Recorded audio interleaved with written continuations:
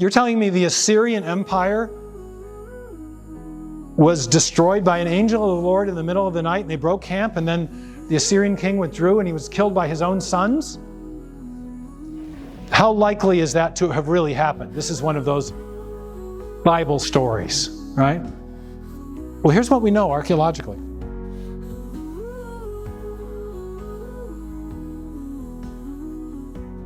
Okay, I'm going to shift gears a little bit today. I'm going to start with a story. This is not, I won't say it has nothing to do with intelligent design, but it's a bit of a departure. How many of you have been to the Science and Faith Conference before and heard Titus Kennedy speak? Okay, so you know we have a budding project at Discovery on ancient and Near Eastern archaeology. We're particularly interested in the Bible at Discovery Institute, not because we're a sectarian institute, but because the Bible has been so formative in shaping Western civilization. And part of our mission is to affirm and to defend the principles and ideas that made Western civilization exceptional. And the Bible is part of that. So we have this budding program on archaeology, in particular on the historical witness of the Bible as it's revealed by recent archaeological discoveries. And so last year, 2 years ago, Titus talked about the evidence for the biblical Exodus. Last year he talked about the evidence for the trial of Jesus. And he can't be here this year. And so I offered to step into the gap and give one of my favorite lectures. I had to nudge Titus out of the way. I used to teach a course that had an extensive unit on biblical archaeology. And then when Titus came along with actual expertise, I had to kind of yield the floor, but he's not here this year, so I'm going to get to do one of my favorite talks. This is also a talk that was part of a unit we did last summer at Cambridge in our Cosmos and Creator seminar. We were not only looking at the question of whether or not there's evidence for the existence of God, but also whether there is evidence for the historical reliability of the Bible, both the Hebrew Bible, the Old Testament, and the New Testament, looking at both of those things. So, and you may, well, how'd you get into that? Well, the story is 1989, I'm in the third year of my graduate work at Cambridge, deep into the PhD. It's not going terribly fast. And I needed a break from staring into a computer screen. So Elaine and I decided that we'd go and take a tour of the Holy Land, to take a tour of Israel. And we got there, and there were all kinds of crazy things going on, because there's always crazy things going on there. But we took some walking tours of Jerusalem. And there was a guide that had these tours. His name was David, and his tours were called David's City of David's Walking Tours. And he took us to this place, which I'll show you. It's called the Ophel. It's a large 10th century Iron Age structure. It's a kind of stepping stone structure. And in 1989, they didn't know exactly what it was. They thought it was somehow connected to a 10th century palace, possibly the palace of King David. But it seemed to be some kind of a buttressing of a larger structure. And then in these little rooms on the side on this Ophel structure, there were little rooms, and in the rooms there were clay vases. And inside the vases, the vases, they discovered all of these bullae, or singular bulla. Now, what eventually was discovered was that the bulla had been preserved because there had been a big fire. And the fire, they ended up realizing, was correlated with the Babylonian conquest of Judah in 587, 586 BC. Something that's described extensively in the Bible. And also, there's an extensive historical record of this. So there's a massive convergence of testimony with this destruction of Jerusalem and then the subsequent exile of the Jews from Judah off to Babylon. Now, it turns out that this was the second great exile and the second great invasion of what was originally the kingdom of King David. So David was a king in 10th century BC, and then he's followed by Solomon. Eventually, that kingdom of Israel splits. There's a northern kingdom, 10 tribes, southern kingdom with 2 tribes. In 722 BC, the Assyrians came conquered the northern tribes, the northern 10 tribes, took them into captivity, and that's a very well-attested event. And then in 701, they came to try to conquer the remaining 2 tribes of Judah under an Assyrian king named, anyone? Sennacherib, okay? Arvel just told me that he named his dog Ashurbanipal, so, you know, we have some Assyrian aficionados here in the audience today, which is very cool. All right, so that's very interesting. So anyway, I'm at this, I know nothing about this really. I know a lot about intelligent design. I'm working on a PhD thesis on this, but I was just fascinated with this history. And when we got to we're taking these walking tours, and our guide, who had an accent, I won't try to mimic it, but it was a heavy New York accent, and I kind of associated it with academic atheism. And he says, so get out your Bibles, you know? And he wants us to read our Bibles, and he starts to read the 36th chapter of the book of Jeremiah, and he starts listing all these figures. And my main man in this, the first person I heard about, whose existence was corroborated by one of these archaeological finds, was an obscure scribe in the court of King Jehoiakim, one of the kings before the Jews were taken into captivity to Babylon. And his name, the obscure little official, was named Gamaliel ben Shaphan. If you read that fairly obscure chapter in the Bible, you may remember that he's the guy that fished the scroll of Jeremiah out of the fire pot after the king who read Jeremiah's message and warning threw it into the fire pot because he didn't like it. And Ben Shaphan said, no, you can't, that's the word of God, and he fishes it out. Well, lo and behold, the guide reads this whole section of the text, and then he shows us, well, the boule had already been now taken from these vases where they were discovered and taken to the Israel Museum in Jerusalem, but he showed us the pictures of the boule of these different figures. There have been 5 different figures whose existence have been attested by these personal seals. That's what a boule is. 5 figures from that one chapter in the Bible attested by these boule. And so this is basically what they did is that if you worked for the king, you'd get a signet ring with your name and your title, and then if you were to seal a document, you'd stick it into clay, and the clay would harden, and then they'd put it over a papyrus or a document, and then it would be official, okay? It'd be like a stamp or a notary public today. Well, I don't know why, but this just really lit my fire. Just the thought, 2,600 years ago, we've got the record of this in the Bible, and then we've got artifacts that are connecting us directly to those events. And the context of the 36th chapter of Jeremiah is we're about to have the third wave of the Babylonian invasion, and sure enough, where do we find these things? Under the rubble that was created by the fire that destroyed Jerusalem in 586. Why were they preserved? Because they were in a vase. It got really hot. The boule got really, the clay was fired, and they were preserved. Now, as of now, my son and I collect these books now. There's books that are produced by these archaeologists that compile all this stuff. There's over 100 both high-ranking and obscure biblical figures that have been attested by inscriptional evidences, many of them these bullae, okay? And I'll show you one later. So that's how I got into it. And I just found it fascinating. You know, I remember our guide saying, with his heavy New York accent, he said, now, I don't know what you want to make of this from a religious point of view, he said. But he said, from a strictly scientific point of view, I infer the following. And then he just listed all of the facts that have been discovered by the archaeologists that corroborated different facets of the biblical testimony. So that was a new and exciting thing for me. And so that's what I'm going to share today. But I'm not going to talk about the Babylonian conquest of Judah. I'm going to talk about the previous attempt to conquer Judah by a different Mesopotamian empire, that being the empire of the Assyrians, okay? So when I give the full lecture, I did this this summer in Cambridge, I call it a tale of 2 conquests. But in the interest of time, we're only going to do the first of the 2 Actually, there was a conquest of the 10 tribes. They were taken up by the Assyrians. Then they came to get Judah, and what you'll see is they didn't succeed.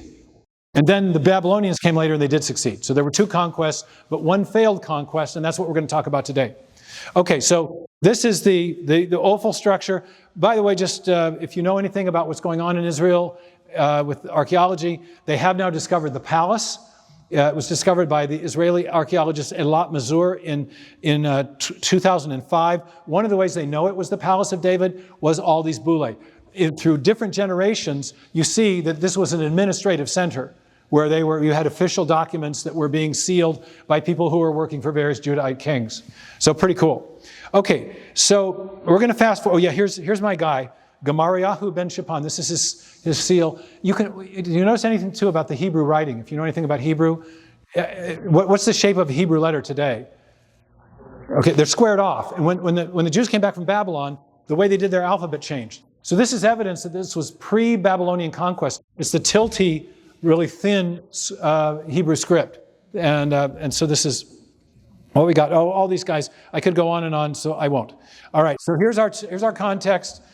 We've got the Davidic kingdom, and then Solomon's kingdom expands the Davidic kingdom. Eventually, though, the Judahite kingdom and the Israelite kingdom are contracted, they're divided, and in 722, the northern kingdom of Israel, the people there are taken into captivity, and then a very powerful king comes back.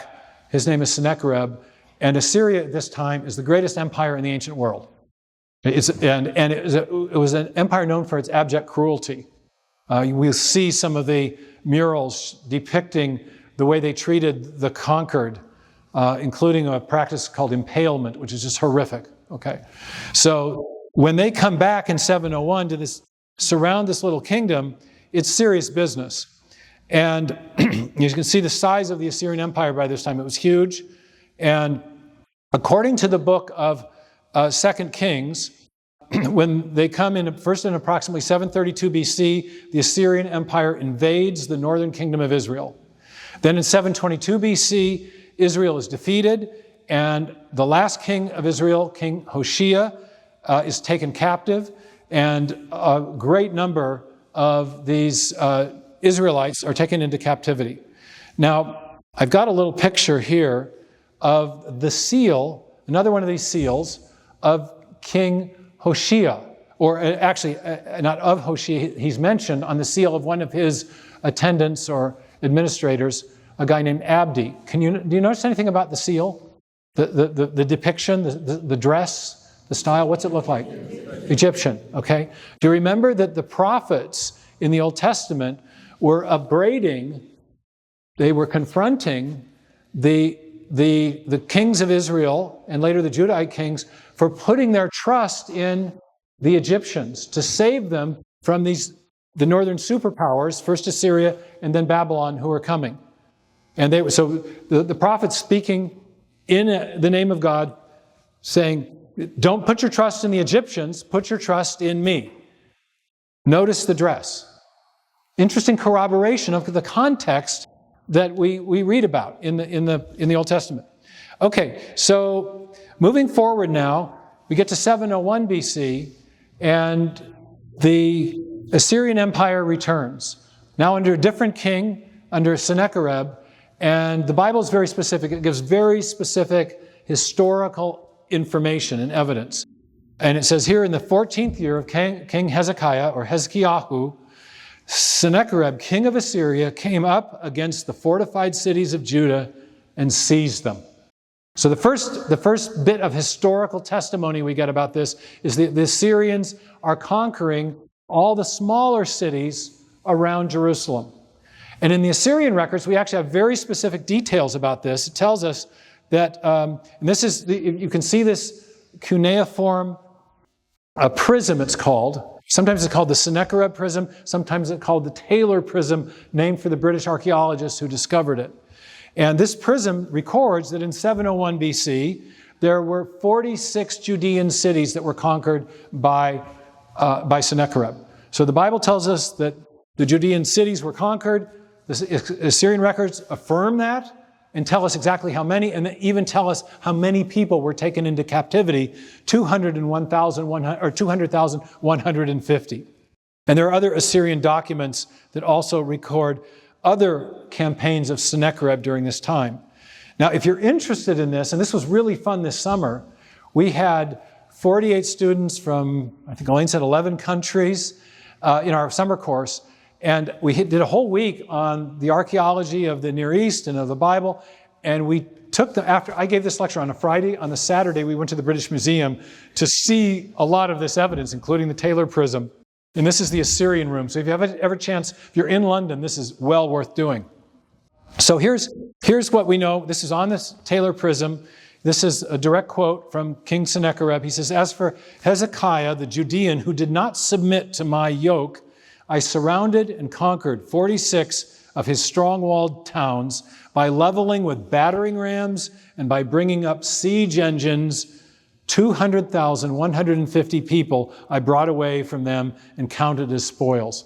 And keep your eye on that idea of a siege, because this is part of what was very grim in the ancient world. If a city was conquered, the protective walls of a city were typically battered down by battering rams, and then there are these things called siege engines, which created a ramp up to the top of the walls where the well-armed troops could then come over the walls and conquer the city. And oftentimes cities were put under siege for extended periods of time. And so this was about the worst thing that could happen to you, because cities would be deprived of food and water, and people would resort to drinking their own urine. It was just awful. Okay, nobody wanted to be in a city that was under siege, still less by one that was being put under siege by the greatest military power on the planet at that time, which was the Assyrian Empire. So as Hezekiah, the king of this small little kingdom of Judah, sees this, he takes precautionary measures. Now, in the Bible, we learn that Hezekiah was one of those few reforming kings in the line of King David. Another one that comes later is Josiah. Hezekiah is his great-great-grandfather, I think, either great or great-great-grandfather. All right, and in the book of 2 Kings, there's an extensive accounting of all the things he did to rid the land of idolatry, to restore the Mosaic approach, or the Mosaic commands about worship. So he's very devoted to his God, and he's commended the way the book of 2 Kings writes. His actions are written in the light. He's commended by the text for the way he approaches this. But nevertheless, he comes under. There's an invasion, and there's a siege.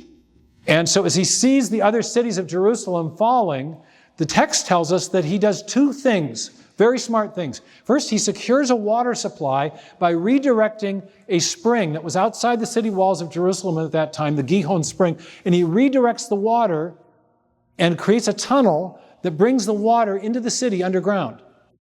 Anyone ever been to Jerusalem? Anyone walked in the Hezekiah's water tunnel? Okay, I'm going to show a picture of it in a minute. So this is something that's attested in the Bible, and in the 19th century, the British archaeologists discovered this. And so you can go there today and walk through the tunnel. Now, I have to confess that I have a problem, and that is that I am claustrophobic. I am intensely interested in archaeology, but this was the one artifact I did not go and see because I thought I'd get halfway in there and go, well, I'm stuck. So I didn't do it, to my shame. But anyway, there it is, and you can see it. So here's a picture somebody else got for me. We're told in 2 Kings chapter 20, very explicitly, Hezekiah made the pool and the tunnel by which he brought water into the city. The tunnel was constructed to bring fresh water in, to secure a water supply so that the people under siege would not have to resort to drinking their own, So it's this very important military preparation he makes. Then the text also tells us that he built a defensive wall. Now, when we were there in Jerusalem in 89, the same David walking tours of the city of David took us to a place where they had verified that this was actually, the archaeologists had verified that this was actually part of the defensive wall that Hezekiah built. And there's a passage in Isaiah chapter 22 where it talks about how you cut down the houses in a rush to build the wall. And you see this place where the wall has been erected in haste, and it's filled in with rubble, and it's cut across existing remains of previously existing houses. And so we went right to that spot. The guide read the passage from the book of Isaiah describing this, because Isaiah was the contemporary prophet who was alive during the time of Hezekiah.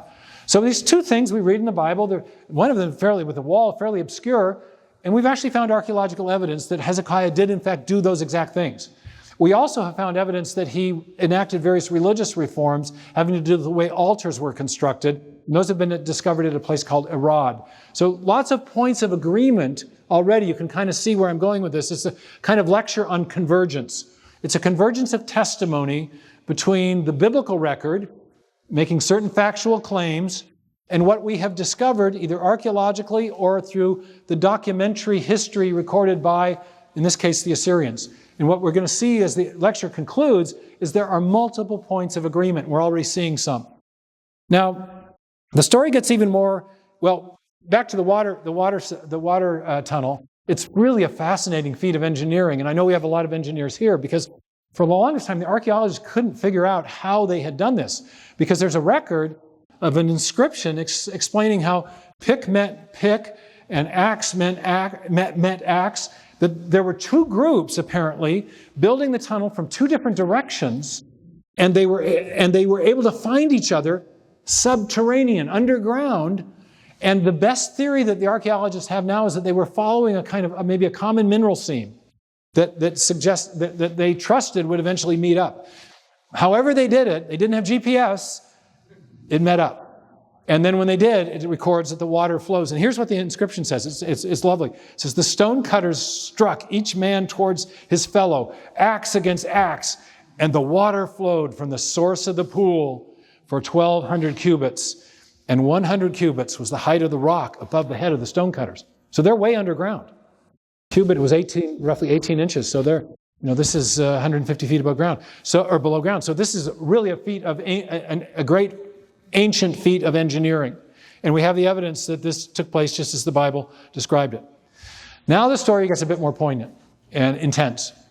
There are two cities that you have to go through to get through the mountain passes to get to Jerusalem. One is Azekah and one is Lachish.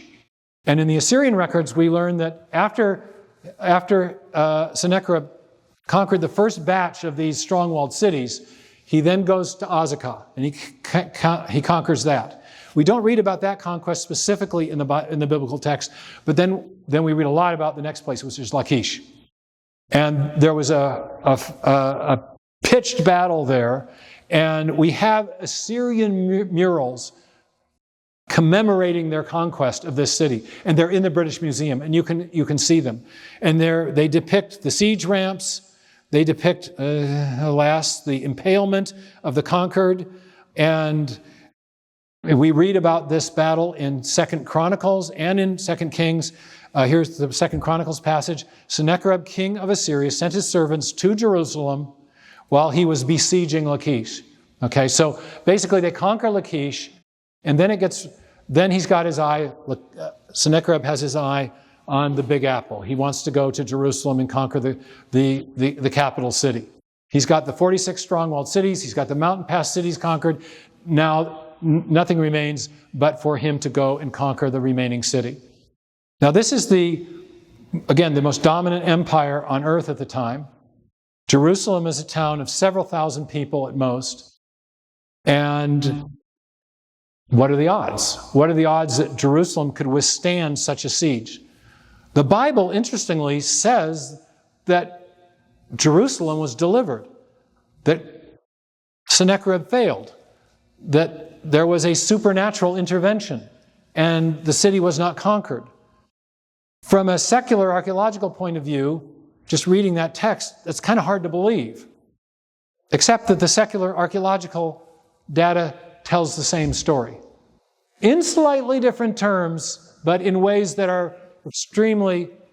render the biblical text extremely credible as well. So let me tell you the story.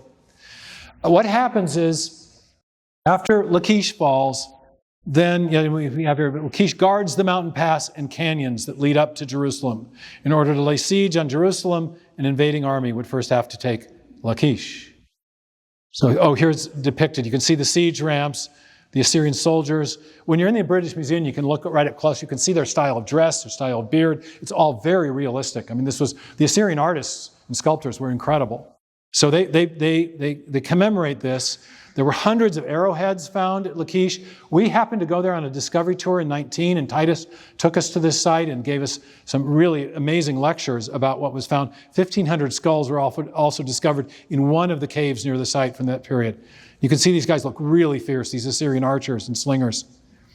Okay, so we know so far, Hezekiah secures a water supply, he builds a defensive wall. Oh yeah, okay, then the next thing he does, he's scared. So he sends a messenger and he pays tribute. He says, look, I did wrong to resist you. Let us offer you some money to just leave Jerusalem alone. And so in 2 Kings it says that the king of Assyria required of Hezekiah the king 300 talents of silver and 30 talents of gold. And Hezekiah gave him all the silver which was found in the house of the Lord and in the treasuries of the king's house. And so he attempted to buy him off in a way, or what was called at the time submitting to the status of a vassal. He was willing to become a vassal king under Sennacherib's rule. So he paid him for the privilege of not being conquered. But it turns out, first of all, we know a bit about this from Sennacherib's records. He also records this. Hezekiah there felt the fear of the power of my arms. And he sent out to me the chiefs and the elders of Jerusalem with 30 talents of gold and 800 talents of silver. So it's a slightly exaggerated, perhaps, rendering, or there's a slight difference in the account, but silver and gold were paid in tribute. And he says, and diverse treasures. So now we've got a nice list of convergent testimony. Strong-walled cities of Judah fall. Hezekiah builds a defensive wall. He secures a water supply. Azekah falls. Lachish falls. And then Hezekiah pays a tribute. And then we read that Sennacherib sends his officials to taunt Hezekiah. He's paid him off, but it did him no good. And he sends his officials. And here's the account. I'm just going to read from the text itself. It's I think, extremely poignant. After all that Hezekiah had so faithfully done, Sennacherib, king of Assyria, came and invaded Judah. He laid siege to the fortified cities, thinking to conquer them for himself. He consulted with his officials and military staff about blocking off the water from the spring outside the city, and they helped him. A large force of men assembled, and they blocked all the springs and the stream that flowed through the land. Why should the kings of Assyria come and find plenty of water, they said. And then they worked hard, repairing all the broken sections of the wall and building towers on it. And he built another wall outside that one, and reinforced the supporting terraces. That's now called the broad wall of the city of David. And he also made a large number of weapons and shields. Later, when Sennacherib, king of Assyria, and all his forces were laying siege to Lachish, he sent officers to Jerusalem with this message for Hezekiah, king of Judah, and for the people of Judah who were there. This is what Sennacherib, king of Assyria, says. On what are you basing your confidence that you remain in Jerusalem under siege? When Hezekiah says, the Lord our God will save us from the land of the king of Assyria, he is misleading you to let you die of hunger and thirst. Did not Hezekiah himself remove this God's high places and altars, saying to Judah and Jerusalem, you must worship before one altar and burn sacrifices to it? So what he's doing is he's saying, look, Hezekiah did all the things that your God said to do, but it hasn't done you a bit of good. I've surrounded your city. And then he goes on to say, do you not know what I and my fathers have done to all the people of the other lands? Were the gods of those nations ever able to deliver their land from my hands? Who of all the gods of these nations that my fathers destroyed has been able to save his people from me? How then can you say that your God can deliver you from my hand? And now do not let Hezekiah deceive you and mislead you like this. Do not believe him, for no God of any nation or any kingdom has been able to deliver his people from my hand or the hand of my fathers. And so how much less will your God deliver you? So he makes, in a sense, a direct religious challenge. It's a challenge to the God of Abraham, Isaac, and Jacob, the God of Israel, on behalf of the God of the Assyrians. He's speaking for him. So this taunting goes on, and then it's interesting, when Sennacherib's guys get to Jerusalem, they go to underneath the city wall, and they begin to speak to the people in Hebrew. And the officials of Hezekiah say, no, don't talk in Hebrew. They mean you're going to scare the people. But that was just the point. So here's this passage. And then Sennacherib's officers spoke further against the Lord God and against his servants Hezekiah. And the king also wrote letters insulting the Lord, the God of Israel, saying this against him: just as the gods of the people of the other lands did not rescue their people from my hand, so the God of Hezekiah will not rescue his people from my hand. And then they called out in Hebrew to the people of Jerusalem who were on the wall to terrify them and to make them afraid in order to capture the city. And they spoke about the God of Jerusalem as they did about the gods of other peoples of the world, the work of men's hands. And Hezekiah and the prophet Isaiah, son of Amos, cried out in prayer to heaven about this. And so this is the next thing that we learn that Hezekiah does. He's done everything humanly possible. He's fortified the city. He's secured a water supply. He's paid tribute. And now he seeks the Lord his God. And he goes to the temple and he calls on the prophet Isaiah. And there's this extraordinary passage where Hezekiah receives the letter from the messengers and he read it. And then he went up to the temple of the Lord and spread it out on the floor of the temple before the Lord. And Hezekiah prayed to the Lord, O Lord God of Israel, enthroned between the cherubim, you alone are God over all the kingdoms of the earth. You have made heaven and earth. Give ear, O Lord, and hear. Open your eyes, O Lord, and see. Listen to the words Sennacherib has sent to insult the living God. It is true, O Lord, that the Assyrian kings have laid waste to these nations and their lands. They have thrown their gods into the fire and destroyed them, for they were not gods at all, but only wood and stone, fashioned by men's hands. Now, O Lord our God, deliver us from his hand, so that all kingdoms on earth may know that you alone, O Lord, are God. And then Isaiah, son of Amos, sent a message to Hezekiah. This is what the Lord, the God of Israel, says. I have heard your prayer concerning Sennacherib, king of Assyria. This is the word that the Lord has spoken against him. And then he gives this word. He says, this is Isaiah speaking to Hezekiah. He says, he will not enter the city, meaning Sennacherib, or shoot an arrow there. He will not come before it with shield or build a siege ramp against it. By the way he came, he will return. He will not enter this city, declares the Lord. I will defend this city and save it for my sake and for the sake of David, my servant. That night, the angel of the Lord went out and put to death 185,000 men in the Assyrian camp. And when the people got up the next morning, there were dead bodies everywhere. And so Sennacherib, king of Assyria, broke camp and withdrew. And he returned to Nineveh and stayed there.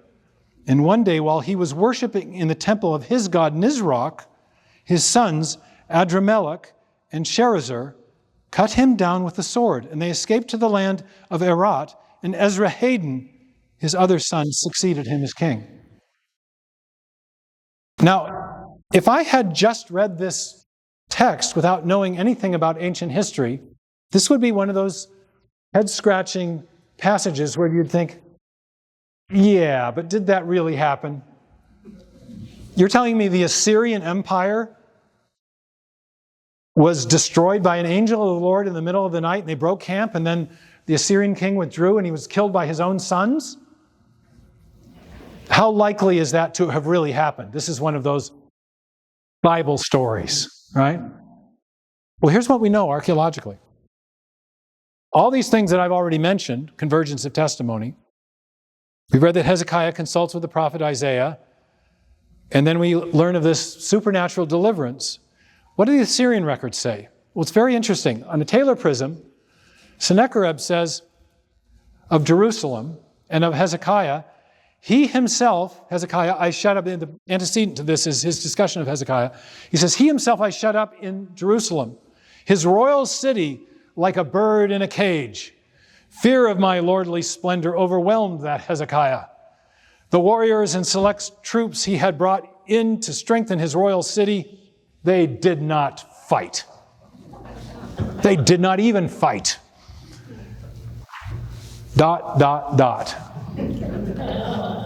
There's a conspicuous silence here. What does the text on the Taylor Prism not say?